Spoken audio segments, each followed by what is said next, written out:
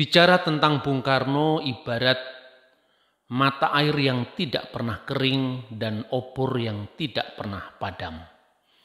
Biasanya orang menyoroti Bung Karno dari pemikiran-pemikiran politiknya, tentang kehidupannya dengan banyak istri, tentang konsepnya Nasakom yang menimbulkan kontroversi khususnya di zaman Orde Baru, tetapi sangat jarang melihat Bung Karno secara utuh. Karena itu dari hasil diskusi saya yang panjang dengan Gus Dur dan Dr. T.H. Sumartana, lalu muncullah gagasan untuk menulis buku yang saya beri judul Religi dan Religiositas Bung Karno. Dalam mengantarkan buku ini, Gus Dur yang waktu itu menjadi Presiden Republik Indonesia mengatakan bahwa buku Religi dan Religiositas Bung Karno itu menghadirkan sebuah pandangan keagamaan Bung Karno yang unik dan khas bergaya Soekarnois. Sekalipun pemikiran kritis terhadap Bung Karno tentu akan terus terbuka, tetapi tidak ada seorang pun yang meragukan komitmen Bung Karno dan penghayatannya yang mendalam terhadap Islam, agama yang dipeluknya. Bahkan Bung Karno telah menunjukkan keikhlasannya lillahi ta'ala, rela menjadi martir demi persatuan dan kesatuan bangsanya. Nah saudara-saudara, gaya pemikiran Bung Karno yang khas itu telah menjadi penelitian dari banyak ahli. Antara lain seorang sarjana yang bernama Clifford Geertz, yang juga penulis buku The Religion of Java. Dia menyebut gaya pemikiran Bung Karno yang khas itu sebagai gaya pemikiran yang intelektual artistik. Karena pilihan-pilihan kata Bung Karno yang selalu puitis dan indah dan sangat mendalam dalam kajian filsafatnya. Karena pemikiran keagamaan Bung Karno yang melintas batas pada kitab-kitab suci dan tradisi keagamaan dari berbagai macam aliran pemikiran. Itulah yang menyebabkan Bung Karno ini seolah-olah menjadi wakil dari kemajemukan Indonesia. Bung Karno menjadi ikon bagi Kebinekaan Tunggal Ikaan Indonesia secara khusus dari pemahaman dan pemikiran keagamaannya. Orang boleh tidak bersetuju dengan pemikiran-pemikiran Bung Karno, tetapi pemikiran Bung Karno itu bersifat passing over, melintas batas berbagai tradisi keagamaan, tetapi pada gilirannya Bung Karno juga coming back kepada Islam, pada agamanya sendiri. Dalam sebuah pidatonya yang sangat menginspirasi dunia di depan sidang umum Perserikatan Bangsa-Bangsa yang diselenggarakan tanggal 30 September tahun 1960 yang berjudul Membangun Dunia Kembali, Bung Karno mengutip kitab suci Al-Quran dan mengutip Injil. The Holy Book of Islam has a word for us today. The Quran says in my language, "Hai sekalian manusia, sesungguhnya aku telah menjadikan kamu sekalian dari seorang lelaki dan seorang perempuan, sehingga kamu berbangsa-bangsa dan bersuku-suku, agar kamu sekalian mengenal satu sama lain. Bahwasanya yang lebih mulia di antara kamu sekalian ialah siapa yang lebih takwa kepadaku." I might translate that as, "O mankind, I, Allah, made you from a male and a female and divided you into nations and tribes so that you should come to know one another. In truth, those who are most noble before God are those who most are in awe of Allah and do good works toward Allah. And the Christian Bible too has a word for us.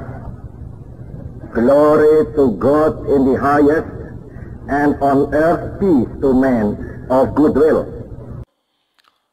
Bung Karno mengutip surat Al-Hujarat ayat 13. Lalu Bung Karno juga mengutip Injil Lukas pasal 2 ayat 14.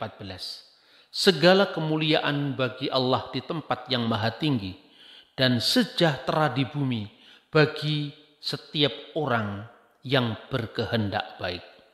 Pidato yang menggemparkan dunia ini bukan lantaran Bung Karno mengutip Al-Quran atau mengutip Injil, tetapi di dalam dunia barat yang menganut sekularisme, di mana agama dipisahkan dari penyelenggaraan negara. Dengan sangat percaya diri, Bung Karno mengutip ayat Al-Quran dan ayat Injil. Seolah-olah Bung Karno mau menegaskan kepada dunia, inilah Indonesia. Kami memiliki pola pikir cara pandang tersendiri. Agama memang tidak bisa dijadikan landasan atau dasar suatu negara. Karena Indonesia ini sangat majemuk. Indonesia terdiri dari berbagai macam agama. Tetapi juga tidak berarti agama harus didepak sama sekali dari percaturan politik dan kenegaraan. Agama harus menjadi inspirasi bagi terselenggaranya sebuah negara. Dan dalam konteks itulah Bung Karno mengusulkan agar Pancasila dijadikan atau dimasukkan di dalam dasar universal bangsa-bangsa di dunia. Apa sesungguhnya yang melandasi pemikiran Bung Karno yang khas dan unik itu? Bernardam menyebut bahwa itu latar belakang budaya Jawa yang merangkul semua perbedaan termasuk perbedaan agama. Bahkan Louis Fisher pernah mengatakan bahwa Bung Karno pernah diwawancarainya berkata bahwa aku ini sekaligus bisa Muslim, Hindu, dan Kristen. Banyak sarjana-sarjana barat yang menuduh bahwa Bung Karno itu adalah sinkretis. Tidak. Sebetulnya yang mau diungkapkan Bung Karno dia hanya mengatakan bahwa aku ini mewakili keragaman kemajemukan bangsaku. Jadi bukanlah sinkretisme yang mencampur adukkan agama. Bung Karno tetap Muslim.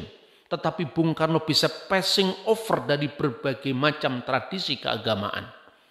Dan itu dijadikan sebagai landasan, filsafat untuk membangun nation and character building. Membangun karakter bangsa yang memang majemuk ini. Mungkin orang jarang mengamati bagaimana Bung Karno ketika berpidato di forum yang berbeda-beda. Dengan ringannya Bung Karno mengutip kitab Injil, kitab Quran, Bhagavad Gita. Ini menarik untuk kita kaji pemikiran Bung Karno yang seperti ini. Bung Karno lahir dari seorang ayah, Raden Sukemi, yang adalah turunan priyayi Jawa.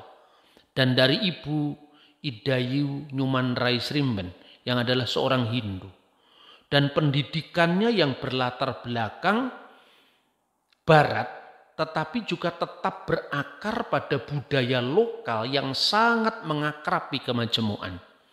Maka itulah yang menyebabkan Bung Karno melompat dari satu dalil keagamaan ke dalil keagamaan yang lain. Dan mungkin bagi pendengarnya saat itu mungkin agak rikuh. Mungkin saja. Tetapi perhatikan. Setiap agama itu memiliki 3 dimensi yang tidak bisa dicampur adukkan. Dan itu jujur harus kita akui. Yang pertama adalah persoalan akidah, ibadah, dan muamalah. Kalau di dalam istilah Kristiani, antara ortodoksia, kebenaran dalam ajaran, itu paralel dengan akidah dalam Islam. Dan yang kedua adalah ortolatria, kebenaran dalam penyembahan atau ibadah. Dan yang paling umum itu adalah ortopraksia, kehidupan di dalam perilaku, kebenaran dalam kehidupan perilaku sehari-hari, apakah agama itu benar-benar dijiwai di dalam mengarungi kehidupan masyarakat luas yang berbeda-beda di dalam pengabdian kepada Tuhan dan sesama. Itulah sebabnya di dalam menggembleng jiwa masyarakat Indonesia, Bung Karno tidak segan-segannya mengutip Quran, mengutip Injil, mengutip Bhagavad Gita. Di depan peringatan Isra Mi'raj, Bung Karno mengutip Injil Yohanes. Tetapi ketika Bung Karno menerima anugerah gelar Dr. Honoris Causa di Universitas Muhammadiyah Jakarta, di dalam sebuah pidato yang berjudul Tauhid adalah Jiwaku, Bung Karno mengutip Bhagavad Gita. Panjang sekali setelah dia mengutip dalil-dalilnya dengan teks-teks Al-Quran. Saudara-saudara, ini satu pemahaman keagamaan yang unik dan sangat menarik. Sesungguhnya Bung Karno mau menunjukkan kepada rakyatnya bahwa inilah Indonesia. Tetapi orang juga bisa mempelajari sosialisasi pemikirannya sebelum Bung Karno menjadi presiden dan pemimpin besar revolusi Indonesia. Sebagai seorang keluarga Jawa yang menerima pendidikan dari ayahnya yang seorang teosofi, seorang penganut teosofi, seorang teosof yang memandang agama-agama itu sebagai inspirasi untuk mengarungi kehidupan dalam masyarakat yang majemuk ini. Didukung oleh keluarga ibunya yang juga beragama Hindu, maka Bung Karno mengembangkan pemikiran keagamaan yang khas Soekarnois. Sejarah mencatat ketika Bung Karno berdiskusi tentang Islam dengan Haji Agus Salim, tidak menemukan kata sepakat, sampai membuat Haji Agus Salim jengkel. Begitu juga surat menyuratnya dengan Hasan ketika Bung Karno dibuang di Ende.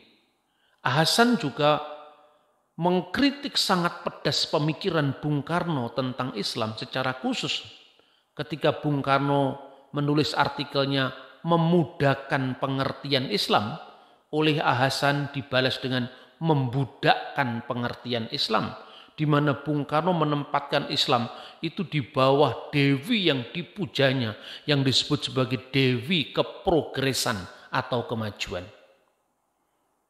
Sekalipun demikian, Bung Karno mengatakan bahwa beliau banyak terinspirasi dan belajar dari Hasan. Begitu juga diskusinya dengan Romo van Lith di Magelang, yang beliau seorang pionir dari orang Katolik yang mendirikan pendidikan Katolik yang sangat maju pada zamannya. Bung Karno tidak bersepakat ketika berdiskusi tentang konsep Tuhan. Tatkala Bung Karno mengatakan, kenapa hanya yang baik-baik saja yang berasal dari Tuhan? Kenapa bukan yang sebaliknya? Kenapa bukan yang buruk juga berasal dari Tuhan? Romo van Lith tentu tidak setuju. Dan sebetulnya orang boleh berdebat tentang pemikiran Bung Karno ini. Bung Karno memahami Tuhan itu sebagai sumber segala sesuatu. Causa prima, dat wajibul wujud. Seluruh eksistensi ini, seluruh realitas ini asalnya dari Tuhan. Maka dalam pemikiran Bung Karno, bukan hanya yang baik, yang tidak baik pun sebetulnya juga berasal dari sumber yang sama. Hanya sayangnya mungkin Bung Karno tidak membahas kenapa ada kejahatan di dunia ini. Sebuah pemahaman dalam filsafat yang disebut teodise. Apa Tuhan membiarkan kejahatan? Kalau seandainya kejahatan itu asalnya dari sosok yang bernama iblis, maka di situ Tuhan dengan iblis ditempatkan pada posisi yang sejajar. Sebab kejahatan tidak dikalahkan. Kejahatan terus-menerus akan eksis bersama dengan kebaikan. Agama-agama Semitik menjawab itu dengan yang disebut free will atau pilihan bebas. Iblis karena pemberontakannya kemudian memilih jalannya sendiri. Bukan Tuhan tidak mampu, tetapi Tuhan tidak mau karena pilihan bebas manusia tadi. Diskusi ini juga tidak selesai tidak tuntas bersama Romo Van Lith. Tetapi di balik pemahaman Bung Karno yang menurut saya justru sangat mendalam, tapi mungkin bisa mengganggu orang awam ini. Bung Karno pernah bercerita tentang gurunya Vivekananda yang bernama Ramakrishna. Suatu saat Ramakrishna sedang duduk di rumahnya dan hujan lebat.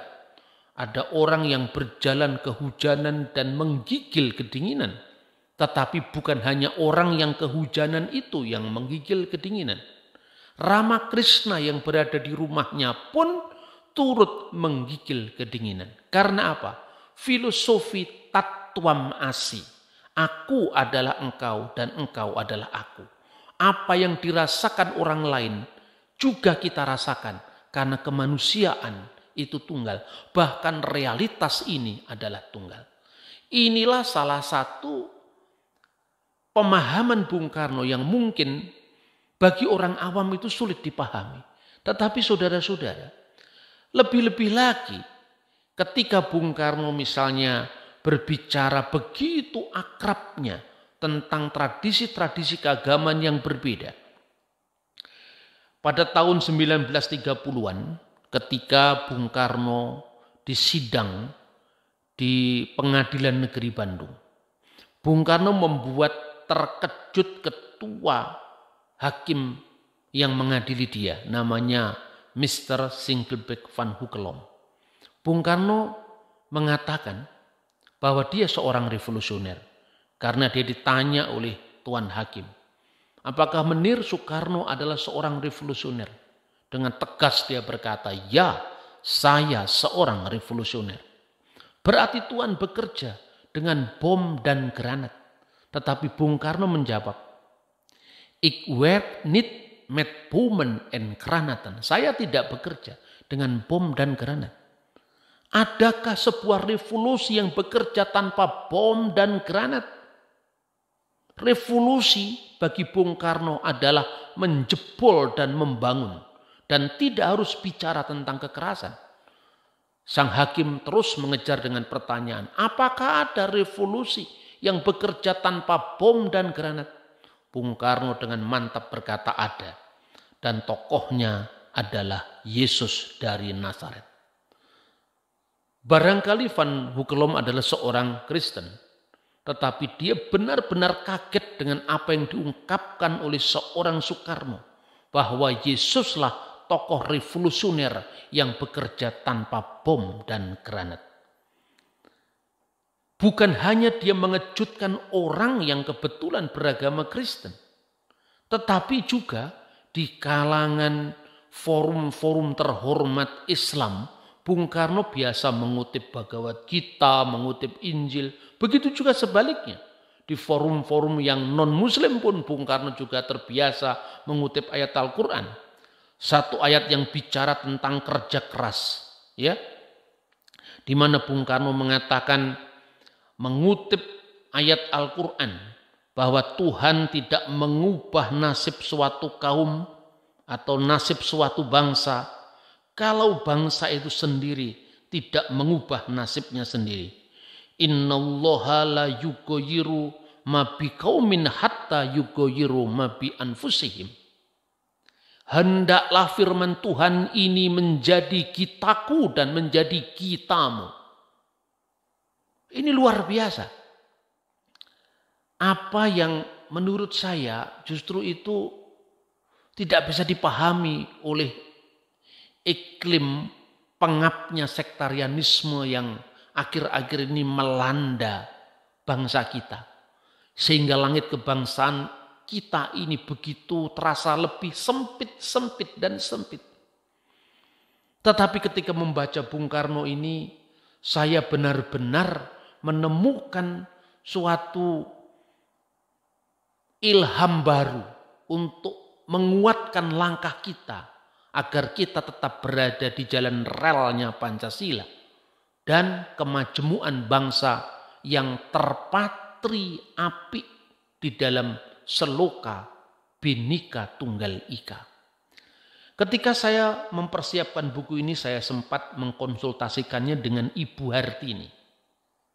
Dan Ibu Hartini bercerita kepada saya bahwa Bung Karno itu tidak hanya menggembleng rakyatnya dengan memberikan inspirasi dari satu kitab suci keagamaan, misalnya Al-Quran.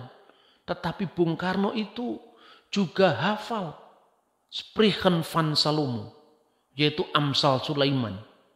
Di mana tatkala bicara tentang kerja keras yang paralel dengan ayat innallaha la yughayyiru ma bi qaumin hatta yughayyiru ma bi anfusihim, Bung Karno mengutip kitab Spreuken van Salomo pasal 6 ayat 6. Hatut demir, pergi belajarlah kepada semut dan jadilah bijaksana. Lalu Bung Karno juga mengakrabi ungkapan dari Nabi Sulaiman di dalam kitab Qohelet atau Pengkhotbah. There is nothing new under the sun. Tidak ada yang baru di bawah matahari. Dan saya cukup terkaget-kaget ketika Bung Karno berpidato dalam rangka hari lahirnya Pancasila pada tanggal 1 Juni tahun 1964. Bung Karno berkata dalam pidatonya, mungkin saya akan membacakannya. Sebelum berpidato pada tanggal 1 Juni 1945 yang dikenal dengan lahirnya Pancasila, Bung Karno berkata bahwa dia berdoa kepada Allah Subhanahu wa Ta'ala tentang apa yang hendak diucapkan besok, karena itu sangat menentukan perjalanan bangsa merdeka yang akan diproklamasikan. Lalu Bung Karno berkata demikian. Kemudian di Bogor, saudara-saudara, tatkala saya memberi amanat kepada perwira-perwira sarjana hukum daripada 4 angkatan bersenjata kita, Angkatan Darat, Angkatan Laut, Angkatan Udara, Angkatan Kepolisian, dan perwira-perwira sarjana hukum yang menghadap kepada saya di Bogor dan mereka minta amanat. Kemarin saya ucapkan juga kembali apa yang saya ucapkan kepada diriku sendiri pada hari pagi tanggal 1 Juni 1945, yaitu ajaran yang diberikan oleh Sri Krishna kepada Arjuna yang tertulis di dalam Bhagavad Gita. Sri Krishna berkata kepada Arjuna, kerjakanlah kewajibanmu, jalankan tugasmu tanpa menghitung-hitung akan akibatnya. Karmani wadikarasti mapalesu kedacana. Kerjakanlah kewajibanmu tanpa menghitung-hitung akan akibatnya. Saya pada waktu itu berkata pula kepada diriku sendiri, pagi-pagi nian 1 Juni 1945, Soekarno, karmani wadikarasti mapalesu kedacana. Kerjakanlah kewajibanmu tanpa menghitung-hitung akan akibatnya. Dan kira-kira 10 pagi, saudara-saudara, pada waktu itu saya mengucapkan pidato yang saudara-saudara semuanya kenal dengan nama lahirnya Pancasila. Jadi saudara-saudara bisa renungkan, bisa refleksikan. Bung Karno berdoa kepada Tuhan yang disebutkan dengan bahasa Islam, yaitu Allah Subhanahu wa Ta'ala. Tetapi jawaban doanya itu Bung Karno mendapatkan dawuh suci, mendapatkan sabda Sang Krishna dalam wejangannya kepada Arjuna. Mungkin bagi orang yang sekarang atau akhir-akhir ini berdebat soal halal atau haramnya mengucapkan selamat hari raya kepada yang lain akan terkaget-kaget membaca Bung Karno ini. Tetapi bukankah pada prinsipnya, pada wilayah muamalah, wilayah ortopraksi, sebetulnya nilai-nilai tentang kerja keras, nilai-nilai tentang tanggung jawab, keadilan itu sesuatu yang universal. Bukankah Allah tidak mengubah nasib suatu bangsa jikalau bangsa itu tidak mengubah nasibnya sendiri? Itu identik dengan apa yang diucapkan dalam Bhagavad Gita. karmani wadikarasti mapalesu kedacana. Bukankah itu khatut demir, belajarlah kepada semut. Itu menunjukkan bahwa pentingnya kerja keras dalam kehidupan berbangsa dan bernegara. Nah saudara-saudara, masih bisa didaftarkan banyak sekali ayat-ayat Quran yang dihafal Bung Karno atau ayat-ayat Injil yang diakrapinya atau Bhagavad Gita yang menjiwai perjalanan kehidupannya sebagai pemimpin bangsa. Dijiwai oleh Tatwam Asi yang oleh Bung Karno diparalelkan dengan cinta kasih. Itu adalah nilai-nilai universal yang dikembangkan oleh Bung Karno untuk mendidik, menggembleng bangsanya. Dan seperti tadi saya katakan, ketika Bung Karno mendapatkan anugerah gelar Doktor Honoris Causa, Bung Karno mengembangkan pemikirannya yang khas, yang sesungguhnya apabila itu dipelajari dari pergulatan ilmu kalam, itu clear. Ketika kita bicara tentang ayat-ayat mutasyabihat, misalnya ketika bicara bahwa Tuhan duduk di atas aras, di atas singgasana, Bung Karno berkata, tidak mungkin kalau Tuhan itu duduk di sana dan di tempat lain adalah kosong. Dan dengan demikian Tuhan itu kan terikat oleh ruang. Nah sebetulnya ini Tauhid Islam sudah membahas clear tentang itu, khususnya Ahli Sunnah wal Jamaah. Tetapi Bung Karno memparalelkan dengan pemahaman Bhagavad Gita. Dan uniknya pidato-pidato Bung Karno itu sering membuat frasa-frasa tersendiri yang mati-matian saya tidak jumpai ketika saya langsung crosscheck di Bhagavad Gita. Misalnya sabda Krishna berkata kepada Arjuna, bahwa engkau itu di mana dan engkau itu siapa. Lalu Krishna mengatakan, aku ada di dalam awan putih yang berarak. Aku ada di dalam angin sepoi yang bertiup semilir. Aku ada di dalam mentari. Aku ada dalam sinarnya mentari. Aku ada di dalam bulan. Aku ada dalam sinarnya rembulan.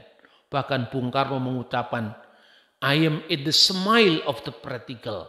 Dan saya juga ada di dalam senyumnya gadis yang cantik. Pernah suatu saat, saudara-saudara, saya membaca Bhagavad Gita dari berbagai macam versi. Bahkan saya membaca Bhisma Parwa, kutipan Bhagavad Gita dalam bahasa Jawa kuno. Tidak ada kata-kata I am in the smile of the prodigal. Yang ada di dalam Bhagavad Gita itu adalah Tejas vinam aham. Di antara keindahan akulah kecantikan. Ini cara Bung Karno untuk membuat frasa-frasa yang sangat puitis. Tentu diungkapkan di dalam gaya yang khas Soekarno. Dan ini membuat orang-orang yang pikirannya cuma ada satu agama, ada satu klaim kebenaran, seumur hidup hanya membaca kitab suci yang satu itu dan merasa benar tanpa menyelidiki kitab suci agama lain. Mungkin Bung Karno ini adalah bacaan yang wajib untuk membuka pikiran kita. Jauh sebelum Indonesia itu merdeka, saudara-saudara. Di dalam kitab Sutasoma sudah dikatakan seorang pendeta Hindu tidak layak menjadi pendeta apabila tidak memahami jalan Sugata, jalan Buddhisme. Dan seorang pendeta Sugata juga tidak layak disebut pendeta apabila dia tidak paham jalan Hinduisme. Artinya apa? Inilah implementasi dari apa yang dikatakan Bung Karno di depan sidang umum Perserikatan Bangsa-Bangsa. Agar manusia yang diciptakan berbangsa-bangsa dan bersuku-suku itu saling mengenal satu sama lain. Termasuk saling mengenal agama orang lain agar kita tidak mudah mengkafirkan pihak yang berbeda. Bahkan mengkafirkan pihak agama kita sendiri, di dalam Islam sendiri, di dalam Kristen sendiri yang pemahaman keagamaannya berbeda. Kiranya Bung Karno yang seperti ini bisa menginspirasi di tengah-tengah pengapnya sektarianisme yang mengharamkan tegur sapa karena perbedaan hari raya, yang mengharamkan perbedaan salam. Kiranya ini mencerahkan semua pihak. Dan terakhir, Apakah Bung Karno seorang sinkretis? Saya tidak setuju. Bung Karno bukan mencampur adukkan agama-agama. Tetapi kenapa Bung Karno, kalau benar apa yang dilaporkan oleh Louis Fisher, saya sekaligus adalah seorang Muslim, seorang Hindu, dan seorang Kristen. Bagi saya ini retorika Bung Karno untuk menunjukkan bahwa Indonesia itu adalah Bhinneka Tunggal Ika. Agar bangsa-bangsa lain melihat Indonesia dengan segala keagungannya, dengan ketinggian filsafatnya.